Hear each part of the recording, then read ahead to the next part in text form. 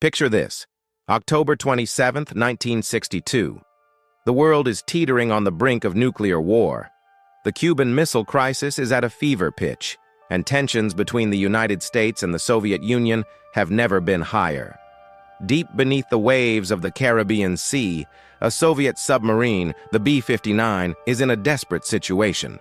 It's being hunted by American destroyers, who are dropping depth charges to force it to the surface.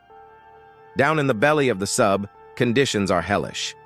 The air conditioning has failed, and temperatures are soaring past 100 degrees Fahrenheit.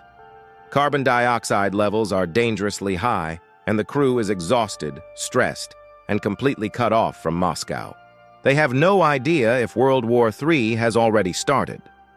The captain of the B-59, Vasily Arkhipov, is convinced that war has begun. He believes the depth charges are a direct attack and that his only option is to retaliate.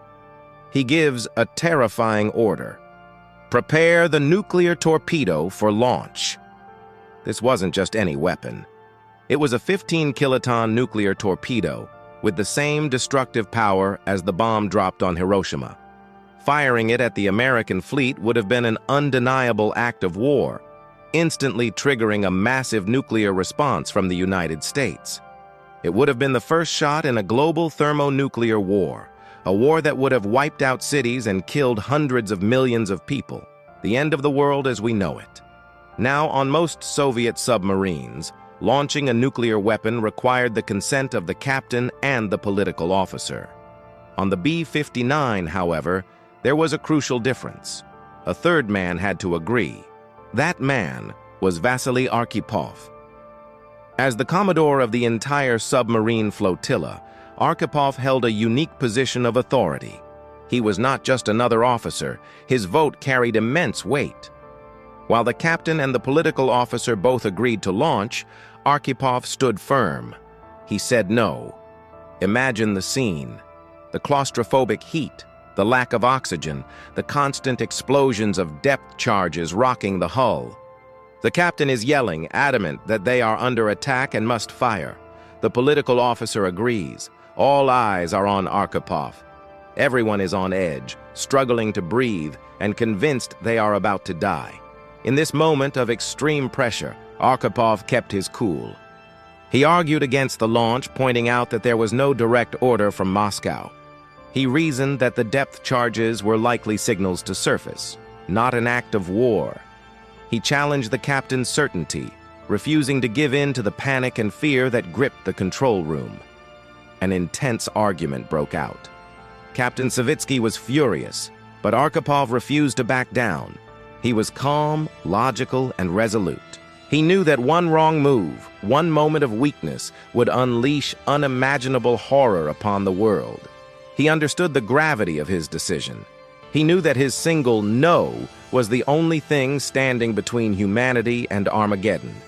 For what must have felt like an eternity, he held his ground, persuading the captain to surface and await orders.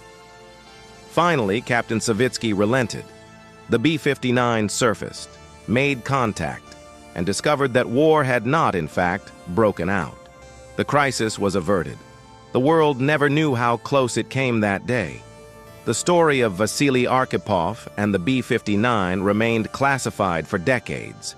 It wasn't until the early 2000s that the full details emerged, revealing the quiet, unassuming naval officer who single-handedly saved the world. He wasn't a president, a king, or a general. He was just one man, in the right place at the right time, with the courage and clarity of mind to say no. His refusal to fire wasn't an act of defiance against his country. It was an act of profound responsibility for all of humanity. It's a powerful reminder that sometimes the greatest acts of heroism don't involve firing a weapon, but refusing to do so. One man's coolness under pressure prevented a global catastrophe and saved millions upon millions of lives. The story of Vasily Arkhipov is one of the most important yet least known stories of the 20th century. It shows that history can be changed not just by grand armies or powerful leaders, but by the quiet conviction of a single individual.